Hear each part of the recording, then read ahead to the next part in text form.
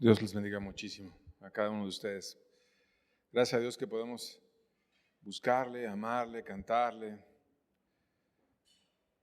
orar, aprender de su palabra. Vamos a pedirle que Él siga con nosotros y nos enseñe hoy. Padre bueno, sigue con nosotros, Señor. De verdad que al abrir tu escritura, tú seas quien nos enseñe, porque necesitamos de ti la palabra, Señor. Ven y háblanos, enséñanos. Queremos estar a tus pies aprendiendo, Señor. Queremos tener algo nuevo de ti. En el nombre de tu Hijo amado te lo pedimos. Amén. Dios pone personas para enseñarnos a través de ellas. En 1 Corintios 11, verso 1, hay un ejemplo de cómo el apóstol Pablo se ponía precisamente como ejemplo, como una referencia a la iglesia para que pudieran aprender. Dice la Biblia: sed imitadores de mí, así como yo de Cristo. Sed imitadores de mí, así como yo de Cristo. Pablo animaba a la gente a imitarlo a él precisamente porque él imitaba a Cristo, no porque él tuviera una gran nueva revelación, sino porque él pues tenía a Cristo y motivaba a la gente a imitarlo a él. Y bueno, así como podemos ver a una persona ejemplar, también hay una familia ejemplar entre muchas, pero vamos a hablar hoy de la continuación de una familia que se presenta en la Biblia como una familia ejemplar y una familia que fue de menos a más y cada vez yendo a madurez, yendo a un crecimiento. Ninguno de ellos fue un ministro o fue una persona famosa, no fueron apóstoles, no fueron personas que fueran, no sé, como Pablo, como Pedro, pero fueron una familia que llenaron de Cristo sus vidas, cada uno de ellos, y fueron creciendo.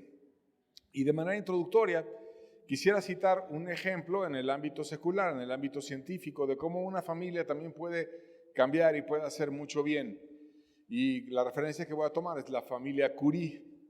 Esa familia estaba compuesta por 2 mujeres y un hombre en cuanto al éxito, aunque hubo más elementos de la familia, pero en especial voy a hablar de 2 mujeres y un hombre. Marie Curie, Pierre Curie y su hija Irene Joliot Curie. Esa familia fue muy interesante porque dieron una contribución a la ciencia en beneficio de muchos que aún el día de hoy estamos disfrutando los avances que ellos lograron y revolucionaron la física y revolucionaron la química. Y voy a ir hablando de cada uno de ellos. La más famosa es Marie Curie, que vivió de 1867 a 1934. Ella fue nacida en Polonia, pero estudió en Francia, porque cuando estaba allá en Polonia no estudiaban las mujeres, que en aquel entonces no se admitían en las universidades. En Francia se casó con Pierre Curie y de ahí su apellido, que le llamaban Marie Curie. Fue física y química y pionera en el estudio de la radioactividad, y ese término de radioactividad fue un nombre que ella misma acuñó. Descubrió el polonio y el radio, y ese nombre de polonio lo dio ella misma en honor a su tierra natal, que era Polonia. Y estos 2 elementos sentaron las bases para la investigación nuclear. En 1903 fue galardonada con el Premio Nobel de Física, junto con su esposo Pierre Curie y Henry Becquerel, por sus investigaciones sobre la radioactividad. Y 8 años después, en 1911, ganó un segundo premio Nobel, no en física, sino en química, por sus investigaciones sobre el radio y sus compuestos. Ella fue la primera persona en ganar 2 premios Nobel de diferentes disciplinas, porque uno fue de física y el otro fue de química. Y sus descubrimientos ayudaron a atacar, y siguen ayudando el día de hoy, a atacar el cáncer, por ejemplo, con las técnicas de radioterapia que se utilizan el día de hoy. Y bueno, ella luchó mucho para eliminar los prejuicios de género, de que las mujeres no podían estudiar o eran relegadas, etcétera, que había en Europa en aquel entonces, y fue un ejemplo para muchas y una inspiración, y revolucionó la ciencia. La mujer, la primera. Su esposo, Pierre Curie. Él nació en 1859 y llegó hasta 1906, fue un físico francés, esposo de Marie. Investigó el magnetismo, la piezoelectricidad y la radioactividad. y ganó junto con su esposa el premio Nobel por sus estudios en radioactividad. Formuló la ley de Curie, en la cual explica cómo varía el magnetismo con la temperatura. Según varía la temperatura, las propiedades magnéticas cambian. Y estudió, entre otras, el uranio, junto también a su esposa, que ya lo describimos. La hija más destacada de ambos en cuanto a la ciencia, que era Irene Joliot-Curie, de 1897 a 1956. Ella siguió los pasos de sus padres y se hizo una física y química, al igual que su madre, destacada. Y junto a su esposo, curiosamente, también como su madre trabajó con su esposo, ella también trabajó junto a su esposo, hizo un descubrimiento fundamental en el campo de la radioactividad artificial. Y esto ayudó a nuevas terapias para combatir el cáncer. Fue premio Nobel de Química, también junto a su esposo, y fue la segunda mujer, después de su madre, en obtener el reconocimiento. Su madre fue la primera mujer en ser un premio Nobel, y ella fue la hija y fue la segunda.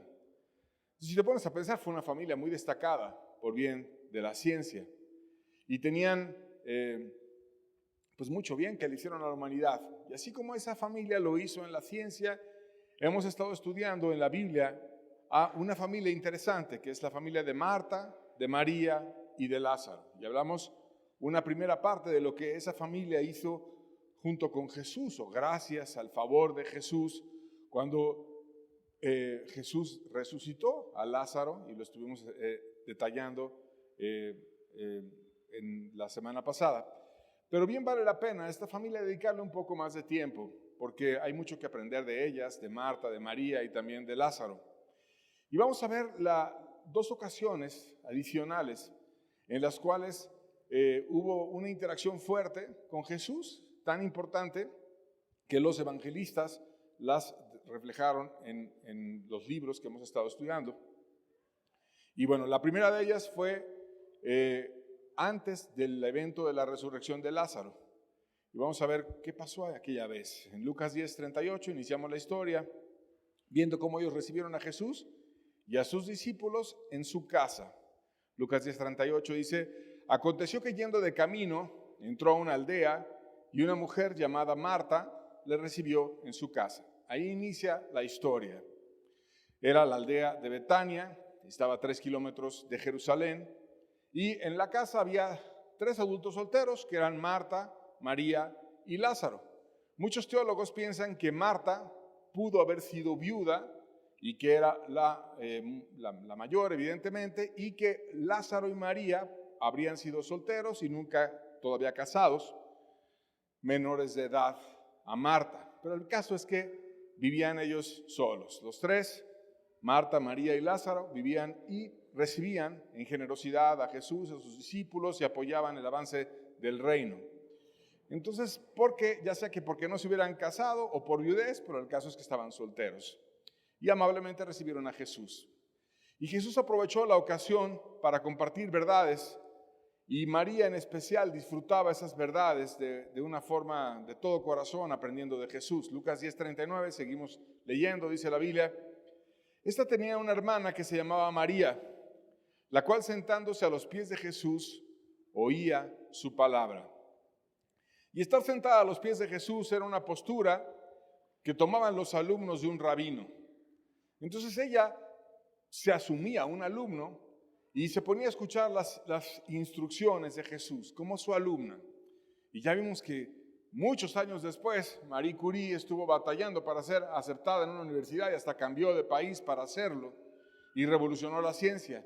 Y Jesús ya miles de años antes ya tenía mujeres alumnas que estaba instruyendo y que hicieron mucho bien. Al ser enseñada directamente por Jesús, asumía un respeto Jesús grande hacia la mujer y les daba un rol innovador porque tenía discípulas y no solamente discípulos. Pablo, por ejemplo, decía que él había estado sentado a los pies de Gamaliel, que era un gran rabino, una persona muy renombrada. Y al estar a los pies del maestro, reconocía la necesidad de ser instruido por ese maestro y el respeto que le tenía. Entonces, cuando María se sentaba a los pies de Jesús, estaba reconociendo: yo necesito aprender de ti y quiero ser instruida por ti y te tengo mucho respeto, y Jesús, por supuesto, que lo permitía. Y dentro de la enseñanza empezaron a aparecer peculiaridades de la familia. Seguimos leyendo, el verso 40, la primera parte de Lucas 10 dice: pero Marta se preocupaba por muchos quehaceres. Cualquiera entendería que el anfitrión de la casa pues tiene más actividades. Y de hecho, los cristianos siempre hemos sido acomedidos y apoyamos en los servicios cuando vamos a algún lugar. Esta reunión ha sido construida gracias al esfuerzo de muchos de ustedes, desde preparar las sillas, poner el sonido, apoyar con los niños, o limpiar las mesas, o poner los libros en la librería, o muchas actividades en las cuales participamos unos u otros. Y así como es el día de hoy, era en aquel entonces. Pero ella, el problema es que tenía muchos quehaceres y no los había compartido con otras personas y estaba angustiada. Y veía como más importante sus muchas actividades en vez de haber estado a los pies del maestro como su hermana María. Y en este sentido, ella lo que estaba haciendo era cambiar algo excelente, porque imagínate qué oportunidad tan grande tenía ella. Si ustedes están sentados para escuchar la palabra de Dios ante una persona que aún está aprendiendo mucho, imagínate que no fuera yo el que la estuviera dando, sino que fuera Jesús mismo. ¿Tú qué harías? ¿Te irías a lo mejor a ayudar a limpiar el baño o ayudar a barrer el patio, o te pondrías a aprender directamente de Jesús? Era una oportunidad enorme la que Marta tenía. Sin embargo, ella estaba preocupada y estaba preocupada por muchos quehaceres. Tenía muchos pendientes, tenía mucha gente ahí en su casa y tenía muchas cosas. Y peor aún, estaba muy convencida de que su forma de hacer las cosas era la correcta y se le ocurrió exhortar a Jesús. Una mujer que exhortó a Jesús. Interesante el carácter que tenía Marta, que era firme, que era fuerte, que era segura de sus ideas y que ella exhortó a Jesús. La segunda parte del versículo 40 dice: y acercándose dijo: Señor, ¿no te da cuidado que mi hermana me deje servir sola? Dile pues que me ayude. Aquí le está dando una orden a Jesús. Dile a mi hermana que me ayude. Y le está exhortando porque le está diciendo: a ti no te da cuidado que María esté ahí sentada a tus pies como alumna y que me deje servir sola, porque yo soy la que estoy haciendo muchos quehaceres y muchas cosas, dice la Biblia que ella hacía. Y entonces, si vemos a detalle sus palabras, en primer lugar, se observa una queja a Dios, porque dice: no te da cuidado que mi hermana me deja servir sola. Y eso la hace una de las poquísimas personas que se atrevió a exhortar a Cristo. No te da cuidado, es decirle a Jesús: tú no estás atendiendo mi necesidad. Es muy importante hacer sopa o hacer la comida o cualquier cosa que ella estuviera haciendo, a lo mejor limpiar la casa o pasarles vasos de agua a las personas. Eso es muy importante. Y tú, Jesús, no te da cuidado que yo tenga que hacer eso sola. Después de eso le da una orden. Le dice: dile pues que me ayude. Ahora Marta dirigía y ahora Jesús era el que tenía que obedecer a Marta. Ya no dirigía a Cristo, dirigía a Marta. Es lo que estaba ya intentando con sus palabras. Entonces era una persona impulsiva, era una persona algo mandona, la verdad, porque pues le estaba diciendo a Jesús qué hacer. Y pues Jesús no era un mandilón que fuera ahí dejarse mover por lo que ella decía u ordenaba, o se dejara manipular o mover o algo así, sino que sabía que María había escogido lo correcto. Y en el fondo también Marta lo sabía, porque su única forma de seducir o de llamar a su hermana para que sirviera junto con ella era a través de Jesús. Esa María ama mucho a Jesús. María solamente se va a levantar si Jesús le dice que venga y me ayude. Entonces María me va a ayudar, porque tengo muchas cosas que hacer, pero ella está sentada aprendiendo de Jesús. Entonces, de alguna manera está usando a Jesús para levantar a María y para que venga y le ayude. Y eso es más o menos una manipulación de andar presionando a Jesús para activar a María, ¿no? Es algo que a veces pasa. Y estaba convencida, además, de que estaba haciendo lo correcto. Y la fuerza de la solicitud que tiene Marta al hacer una instrucción así tipo exhortación, pues refleja su urgencia. Había un hermano que estaba orando y cuando estaba orando estaba así desesperado, viendo para todos lados y caminando mientras oraba. Y otro lo veía de lejos y se acercó diciendo, oye, ¿qué tienes, no? ¿Por qué oras con tanta inquietud? ¿Por qué estás tan desesperado? ¿Qué te pasa? Y el otro volteó y le dijo, lo que pasa es que Dios no tiene la prisa que yo tengo. Dios no tiene la prisa que yo tengo. Y muchas veces nuestro corazón no está alineado con el de Dios. Dios ve las cosas de una manera y nosotros las vemos de manera impulsiva, acelerada, y queremos que todo sea al momento y que sea de la manera en la que nosotros decimos que debe de ser. Y el problema de ese hermano desesperado cuando oraba es que Dios estaba tranquilo y no tenía la prisa que él sentía en su ser. Así le pasó a Marta. Ella estaba en un canal y Jesús estaba en otro. Y ella trató de llevar a Jesús a su canal. Y realmente ponte a pensar, ¿Jesús está para hacer las cosas como nosotros decimos? ¿O nosotros estamos para hacer las cosas como Jesús dice? Jesús en su amor le reveló que lo que necesitaba era algo diferente. Le habla de su alma. Verso 41 de Lucas 10 dice, respondiendo Jesús, fíjate qué amor tenía Jesús, le dijo, Marta, Marta, afanada y turbada con muchas cosas. Y en griego, cuando habla esa expresión, afanada y turbada con muchas cosas, se refiere a que su mente estaba dividida. Y cuando estamos en afanes, nuestra mente está en muchas cosas. Una cosa por acá, otra cosa por acá, otra cosa por allá. Y aparte Jesús predicando y la gente que está llegando y muchos pendientes. Su espíritu turbado. Turbado quiere decir que estaba confundido su interior, que estaba aturdido. Y al estar turbado y confundido no te puedes conectar con Dios porque traes muchas cosas en la cabeza. Tienes tu mente dispersa en muchas cosas a la vez. Y los afanes en la parábola del sembrador que Jesús nos dejó, nos recuerda que son representados como espinos que ahogan la palabra que fue sembrada y que no da fruto. Y como estaba turbada, ¿qué pasa a una persona cuando está turbada? Juzga mal. Y en su juicio, al juzgar mal, pues culpa a Jesús de no atender la situación y le dice, no te da cuidado que mi hermana me deje servir sola. ¿Y con qué se afanaba? Pues con muchas cosas. No sé qué cosas, pero tenía muchas cosas. A lo mejor tenía que servir, si fuera nuestra cultura, el café o el agua o esto, o limpiar o hacer muchas cosas. El caso es que ella tenía muchos pendientes, pero se trataba de una ocasión especial. Y el caso es que Jesús estaba ahí y era un grandísimo privilegio recibir una enseñanza directamente de Jesús. Y cuando tienes muchas cosas en tu cabeza, tratas en tus fuerzas de resolver todo, pero no miras a Jesús.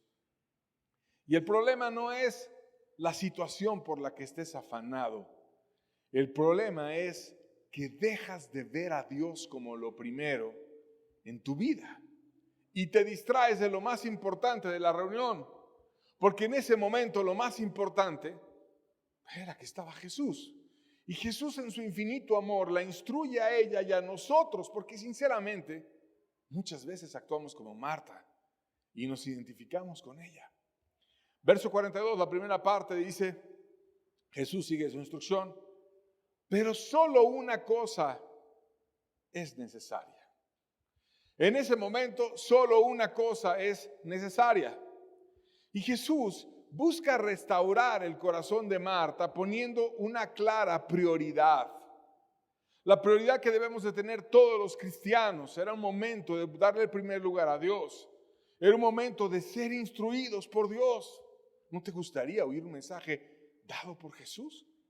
¿Cómo sería el Espíritu operando para dar el amén a ese mensaje que daba Jesús? ¿Cómo serían sus expresiones? ¿Cómo lo diría Él? Y Jesús le dice, Marta, es que tú estás poniendo la atención en muchas cosas, pero una sola cosa era necesaria. María había escogido la buena parte. ¿Cuál era la buena parte? Estar atendiendo esa cosa que era necesaria, sentarse a los pies del maestro y obtener del maestro esa enseñanza que era muy importante. ¿Cuál era el secreto de María? escogió la buena parte.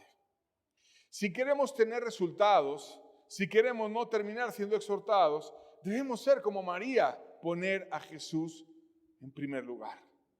Ponernos a los pies de Jesús. Que si se está cayendo el mundo a nuestro lado y aún si tenemos muchos afanes o responsabilidades en la casa, primero Jesús. Él es lo más importante. Y Jesús le ordenó las prioridades en su mente. Verso 42, la segunda parte dice: y María ha escogido la buena parte, la cual no le será quitada. María escogió lo correcto. María escogió estar a mis pies siendo instruida, y no la voy a levantar, no me voy a dejar manipular para que yo levante a María y para que te vaya a ayudar en tus afanes, porque eso que tú estás haciendo está mal, porque lo primero es amarme a mí, amar a Dios sobre todas las cosas, es el primero y más grande mandamiento. Y nuestro corazón debe de estar sellado en eso, darle el primer lugar a Dios.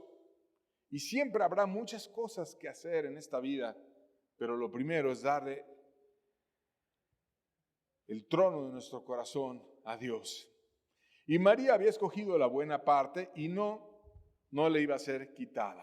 Por lo tanto, debe de haber un celo en nosotros para que siempre esté eso, para que le demos el primer lugar a Dios, puesto que Dios nos anhela celosamente y porque Dios desea que seamos leales a Él y que sea Él lo primero. Entonces, hubo una instrucción aquí. Hay que dar el primer lugar a Dios. Y María fue el ejemplo y Marta recibió esa instrucción. Ese fue el primer encuentro, la primera ocasión en que la familia es citada en la Biblia. Hubo un segundo encuentro que es narrado por los evangelistas. Ese segundo encuentro fue cuando ocurrió la resurrección de Lázaro. Como ya hablamos de eso la semana pasada, no vamos a detallar bastante la historia, sino solamente hacer notar la actitud que cada uno de ellos tuvieron en ese milagro increíble de la resurrección de Lázaro. Marta puso en primer lugar a Jesús, y cuando Jesús se acercó a donde estaba la casa, que además estaba siendo muy perseguido, dejó a todos en su casa y salió a recibirle. Ya no es la Marta afanada y turbada. Ahora era una Marta madura. Era una Marta que ya había vencido esa situación de que todo le turbaba y ahora lo primero era Jesús. Y curiosamente la que se quedó en casa fue María. Fue tratada en su fe Marta porque aunque le costó trabajo, pero obedeció eso que Jesús le decía: abre la tumba, den la orden para que se mueva la piedra. Y ella decía, bueno, humanamente el cuerpo ya huele mal, porque ya tiene 4 días de muerto, pero da la orden y se abre la tumba y Jesús levanta a Lázaro.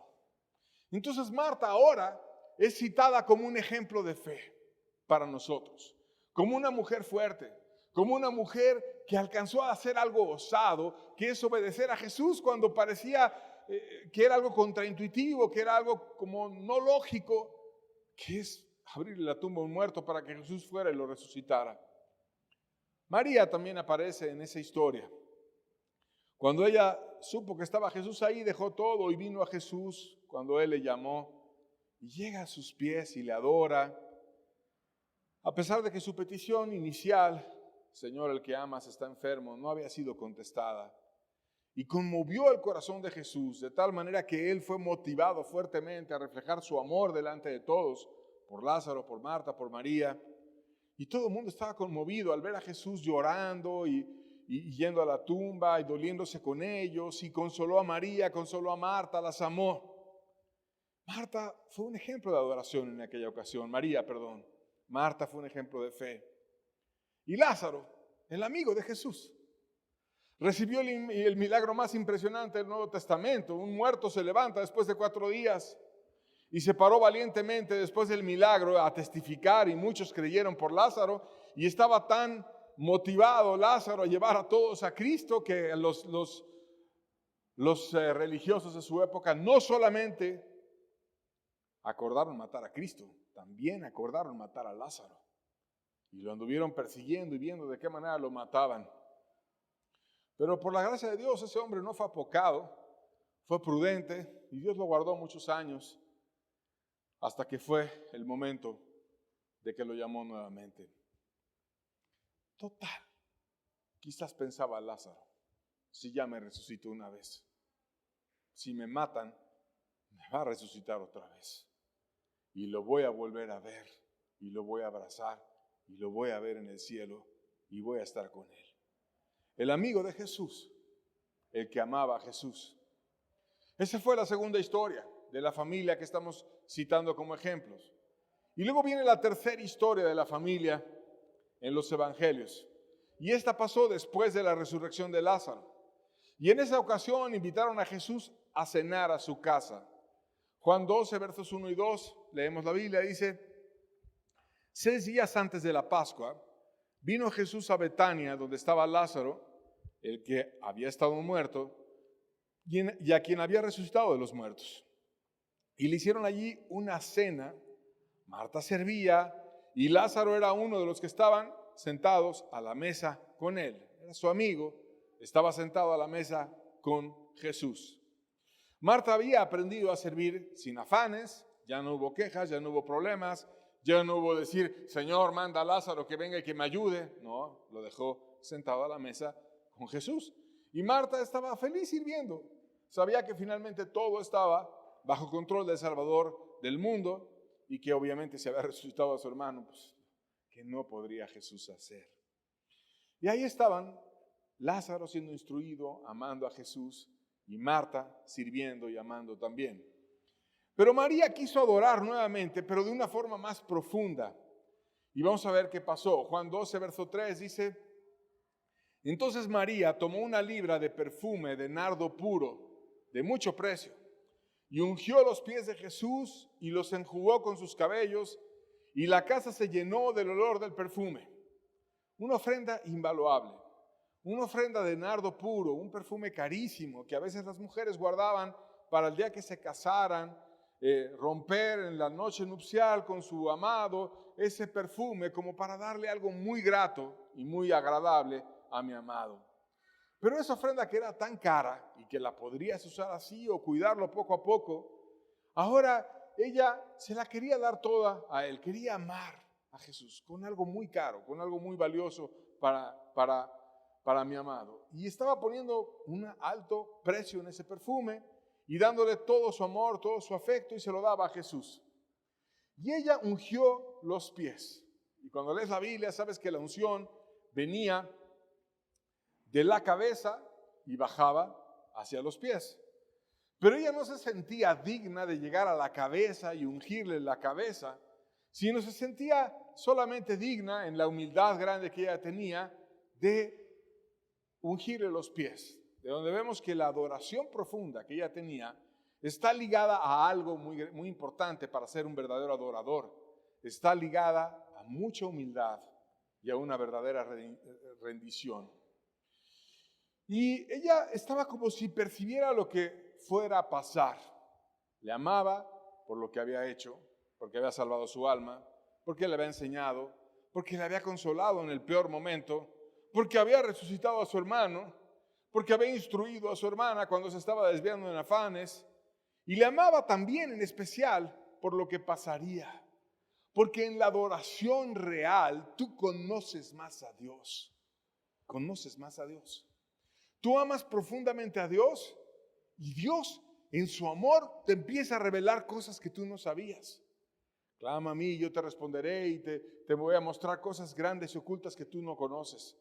Si eso pasa cuando oras, cuando clamas, imagínate cuando le amas de una manera profunda como ocurre en la adoración. Y entonces ella le pasó como le pasó a David en el Salmo 22. Que empieza hablando de él y luego de uno mucho más importante que él, y empieza a ver una profecía de todo lo que le iba a venir a Jesús en la cruz y lo narra. Y en ese salmo ves la crucifixión de Jesús, no como la ves en el libro de Mateo, que es la crucifixión de Jesús según Mateo, o en el libro de Marcos, que es la crucifixión de Jesús según Marcos, o después según Lucas, o después según Juan. Pero ahí en el Salmo 22 es la crucifixión de Jesús según Jesús, compartida a quien le adoraba y a quien le amaba, que era David, y él la dejó expresada en ese Salmo, el Salmo 22. Entonces, cuando hay un momento verdadero de adoración, conoces mucho más a Dios. Y ella estaba conociendo mucho más a Dios y entendía lo que Jesús iba a hacer. Fue tan alto el precio del perfume que ella utilizó, que Judas lamentó que no se hubiera dado ofrenda en efectivo. Pues, lo hubiera vendido, nos hubiera traído el dinero y mejor lo hubiera traído en algo así, en efectivo, para que no fuera en especie, ¿no? Y lo dijo además imprudentemente, versos 4 al 5, dice: y dijo uno de sus discípulos, Judas Iscariote, hijo de Simón, el que le había de entregar, ¿por qué no fue este perfume vendido por 300 denarios? Ya hasta precio le había puesto al perfume y dado a los pobres. Imagínate a María ahora reprendida por el apóstol. Y esto pasa por los religiosos. Cuando hay una persona verdaderamente amando de todo corazón, verdaderamente adorando, el diablo siempre va a inspirar a algún carnal, algún avaro, como en este caso a Judas, o alguna persona que no tenga el espíritu, para que dé un comentario totalmente fuera de lugar. Porque Dios busca verdaderos adoradores en espíritu y en verdad, y es necesario que los que quieren adorar lo hagan con libertad. Y cuando hay alguien que está rendido a Dios de todo corazón, que es el momento de mayor revelación de Dios, que es el momento de mayor cercanía, de mayor fuerza, donde Dios te comparte también su corazón, y no solamente tú le compartes a Él tu corazón. El diablo levanta cualquier cosa y tentó a Judas ahí para que fuera a hacer su reprensión. Imagínate, ahora un apóstol estaba reprendiendo a una hermana de una familia que estamos citando como ejemplo. Y decía, qué poco piadosa. ¿Por qué no vendió el perfume? ¿Para qué lo gasta así? ¿Para qué se lo da ahora a Jesús de esta manera? Hubieran vendido el perfume por 300 denarios y se lo hubiéramos dado a los pobres. ¿Y quién crees que se lo daba a los pobres? Pues Judas, ¿no? Que se lo traigan a él para que lo ponga en la bolsa y para que después él hiciera otras cosas sucias, como sabemos que lo hacía, porque hasta terminó vendiendo a Jesús por 30 piezas de plata, que sucio, ¿no? Entonces él quería la ofrenda para administrarla y para tenerla. Y vemos que ella tenía un nivel superior, una forma de entender lo que ni los apóstoles entendían, una forma de comprender a Jesús grandemente, mientras el otro estaba nada más pensando en el dinero, y los demás de hecho tampoco entendían la muerte de Jesús, porque solamente Juan se quedó con él ahí en la cruz y los demás salieron huyendo. María entendía lo que otros no entendían. Y cuando nosotros estamos en una verdadera adoración, que solamente el espiritual lo entiende, creces mucho. David con su arpa, y sin armas, cambió primero su corazón y luego tuvo el valor para ir y vencer a Goliat y cambiar el país. Y no importa si agarraba una piedra, una onda, lo que fuera, lo importante es que iba lleno de Dios. Y fue con piedras a vencer a uno que iba con espadas, porque iba Dios con él, sin armas reales, con simplemente Dios y la gracia y una piedra. Pero ¿dónde fue formado David? Con su arpa, adorando, amando, llevando sus ovejas a pastar, llevando su arpita detrás, siendo un niño, y mientras estaban pastando sus ovejas sacaba su arpa y se ponía a adorar, a cantarle a Dios y a amarle. María, cuando supo que iba a ser madre del Salvador, María, la madre de Jesús, adoró y se llenó de fuerzas para las persecuciones y las dificultades que tendría después. Abraham, cuando iba a entregar a su hijo, adoró y ganó a muchas promesas para su nación. Job, el día que Dios le quitó todo lo que él tenía, bendijo el nombre de Dios y dio una frase hermosa: Jehová dio, Jehová quitó, sea el nombre de Jehová bendito. Adoró. Esos verdaderos adoradores son los que busca a Dios. Y la única adoradora en ese día era María. Y el apóstol Judas estaba criticando a María porque estaba adorando a Jesús cuando él ni entendía y andaba en un acto hipócrita, porque lo único que le importaba era el dinero. Vamos a verlo, Juan 12, verso 6 dice, pero dijo esto no porque se cuidara de los pobres, sino porque era ladrón y teniendo la bolsa, sustraía de lo que se echaba en ella. O sea, Judas se robaba de las ofrendas. Era un avaro, pedía para los pobres y luego parte se la quedaba a él y parte daba a los pobres para que no lo cacharan, ¿no? Y eso es algo aberrante, andarte pidiendo dinero para los pobres y luego robártelo. ¡Qué hipócrita era Judas! ¡Qué asquerosidad! Y entonces, aquí Juan después lo revela y dice, no, lo que él tenía era una avaricia y andaba de hipócrita, mintiendo y pidiendo dinero para los pobres, pero él sustraía y por eso quería que tuvieran el dinero ahí, el perfume convertido en dinero. De tal manera que Juan también creció. Primero no lo entendía, pero después entendió el corazón de Judas y lo dejó en su evangelio. Juan también fue un adorador, siguió el ejemplo de María, y vemos que si verdaderamente adoramos, crecemos y nos llenamos de Dios. Por eso es importante adorar. Y cada oportunidad que tengamos, no decir, es el momento de la alabanza, llego tarde, no me importa. No, eso es no ser espiritual. Eso es no darle lugar a Dios, sino es buscar de todo corazón, darle lo primero a Dios. Y Jesús explicó que María estaba teniendo lo que ninguno más en la mesa. Juan 12:7 dice, entonces Jesús dijo, déjala, porque para el día de mi sepultura ha guardado esto. O sea, ella entendió que yo voy a morir y que voy a acabar en una sepultura, y ya sabes la historia, donada por José de Arimatea y después resucitado, etc. Pero ella la entendió. ¿Cómo Jesús sabía que ella lo entendió? ¿Quién le enseñó a María en la adoración que él iba a morir? Jesús. Porque cuando lo adoramos, estamos rendidos a él, somos sus discípulos.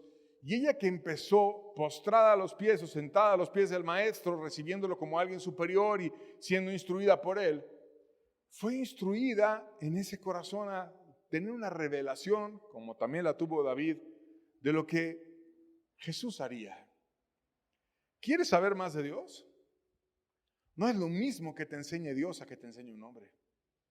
Y cuando te enseña algo Dios, algo para ti, es muy diferente a cuando lo oyes de parte de un hombre. ¿Quieres oír de Dios algo para ti? Adora. ¿Quieres tener conocimiento? Adora. Ríndete a Dios. Sé como María.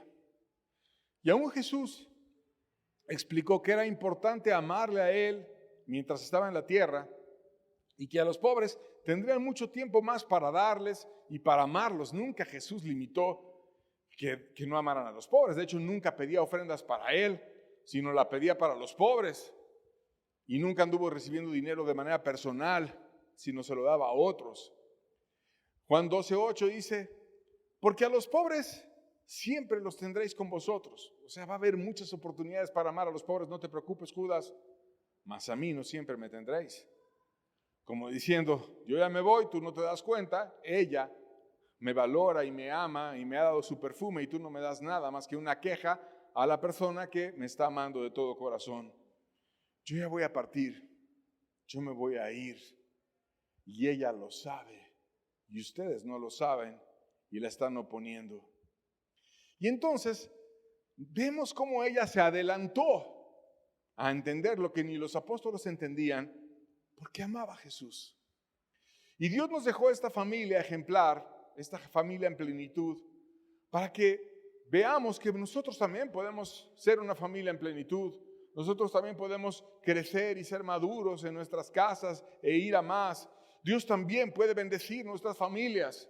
Dios puede levantar nuevas familias. No importa si son 3 solteros o papá y mamá o los hijos o lo que sea. Dios quiere bendecir familias y nos quiere llevar a crecer y quiere romper los odres viejos y los moldes y llevarnos a una nueva expectativa y a un nuevo crecimiento. ¿Qué aprendemos de esta familia, de Marta?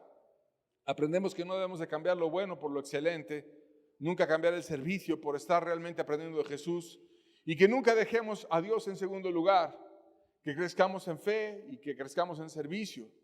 Y veremos el poder de Dios, porque ella vio el poder de Dios.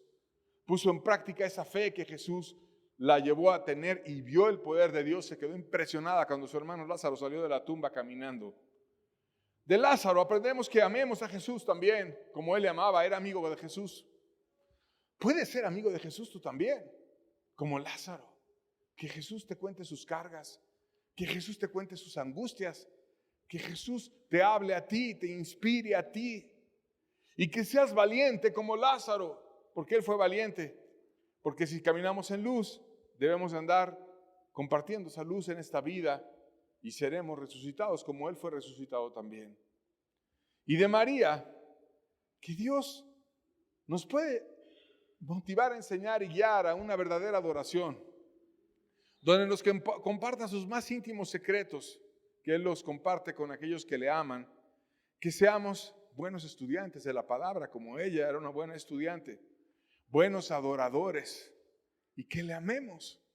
Porque ella amó a Jesús cuando estaba todo perdido y cuando su hermano no estaba muerto y cuando Jesús no le había contestado la oración porque le había mandado una nota: el que amas está enfermo, y Jesús tardó en venir, ya lo aprendimos.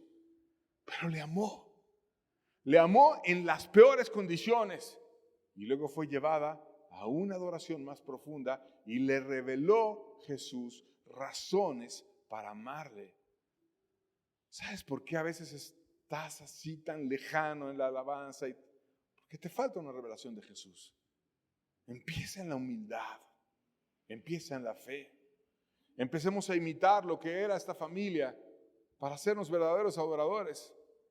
La invitación es que aprendamos de esa familia. La invitación es que se levanten muchas familias como esa familia lo fue, llena de luz, para que también en tu casa, en mi casa, en la casa de todos los que estamos aquí, llegue Jesús a hacer ese milagro que hizo con esas dos hermanas y su hermano. Los levantó como una poderosa antorcha que aún miles de años después nos está alumbrando.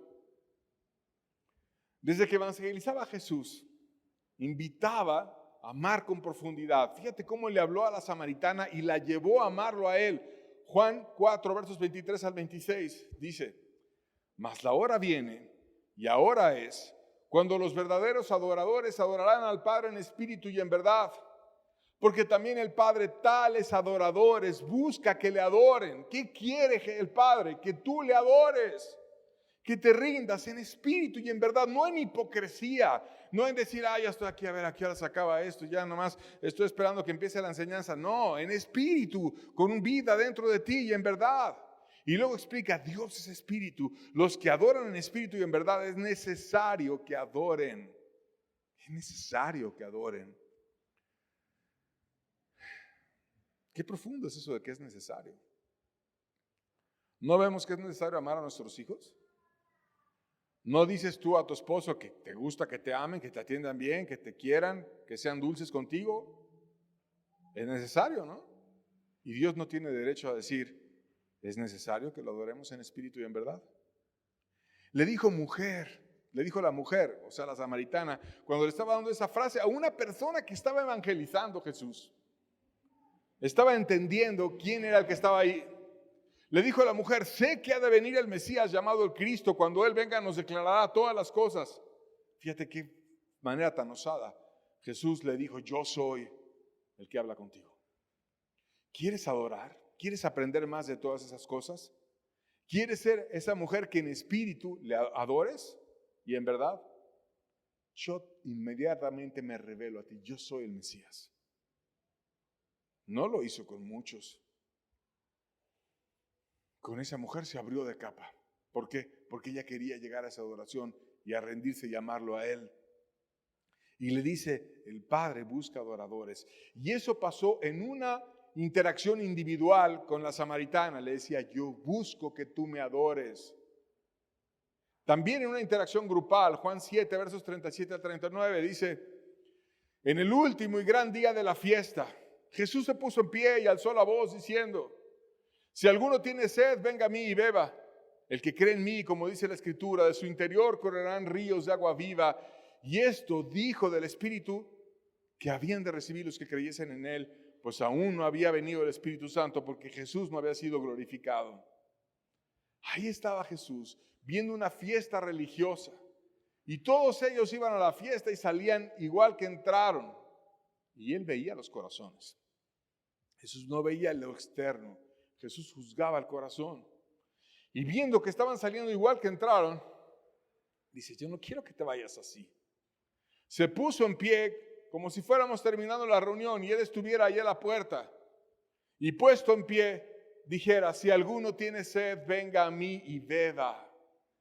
¿Cómo puedes beber de Él? ¿Cómo puedes saciar tu alma? El que cree en mí a través de la fe. Como dice la Escritura, de su interior correrán ríos de agua viva. Yo tengo una llenura para tu alma, yo te puedo saciar, yo te puedo bendecir, yo te puedo dar una experiencia espiritual plena, yo te puedo cambiar, puedo reconstruir tu alma, puedo enviarte el Espíritu Santo para que venga a ti y tengas un conocimiento de mi persona, de mi Padre. Lo primero que Él hace es traerte salvación y arreglar tu alma quitando cargas. Mateo 11, versos 27 al 29, dice, todas las cosas me fueron entregadas por mi Padre. Y nadie conoce al Hijo sino al Padre, ni al Padre conoce a alguno sino al Hijo, y aquel a quien el Hijo quiera revelar. Venid a mí todos los que estáis trabajados y cargados, y yo os haré descansar. Llevad mi yugo sobre vosotros y aprended de mí, que soy manso y humilde de corazón, y hallaréis descanso para vuestras almas. Te está diciendo lo que va a pasar cuando tú te hagas un adorador. Te está diciendo lo que va a pasar cuando tú te entregues a Él. Yo tengo todo el poder del Padre. Yo puedo hacer todo porque el Padre me dio absolutamente todo. Y si quieres algún día conocer al Padre, la única manera en la que lo vas a poder conocer es que el Hijo que soy yo te lleve al Padre. Tú necesitas ir de la mano del Salvador para ir al Padre. Y entonces el Padre se va a manifestar. Y cuando te tome de la mano para ir al Padre, ¿qué va a hacer? Que tú vas a venir trabajado y cansado y que yo te voy a hacer descansar. Que si tú empiezas a llevar mi yugo, que no es el yugo religioso, fariseico, con un montón de regulaciones y provisiones y el reglamento, la regla de la regla de la regla de la regla, sino es aprender de mí, que soy manso y humilde de corazón, caminar en humildad. Y vas a hallar no un montón de reglamentos, sino descanso para tu alma. Te voy a saciar tu alma. A eso vengo, a cambiarte el corazón, a amarte, a bendecirte, a tomarte de la mano y a llevarte con mi Padre. Y esa gracia que es inicial nunca se acaba. Juan 1:16 dice, porque de su plenitud tomamos todos gracia sobre gracia. O sea, favor sobre favor, ayuda sobre ayuda. Dios te la quiere dar. Un favor y que todavía ni acabes de disfrutar el primer favor y el primer regalo y ahí venga otro, y venga otro, y venga otro.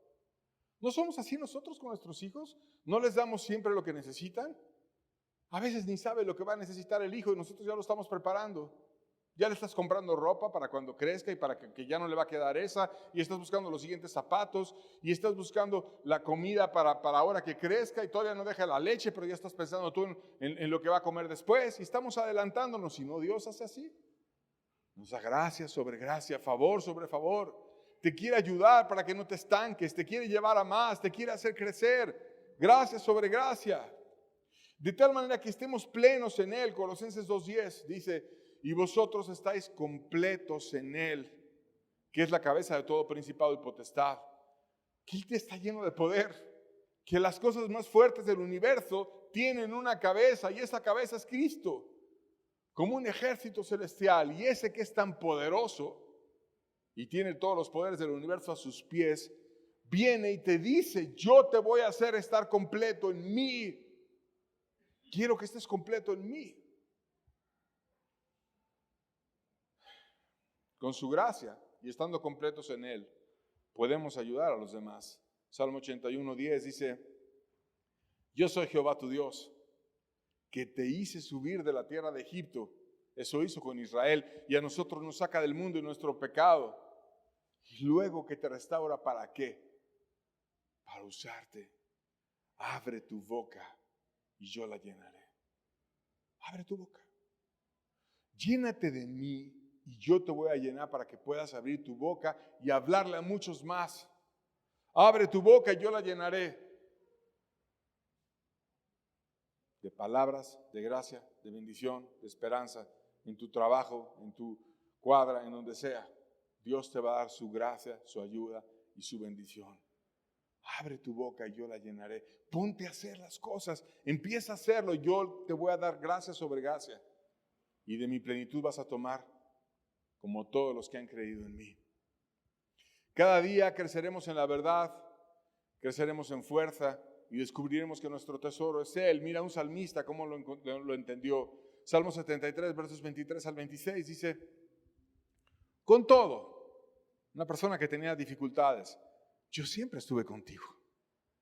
Me tomaste de la mano derecha, o sea, me ibas guiando y no me soltaste.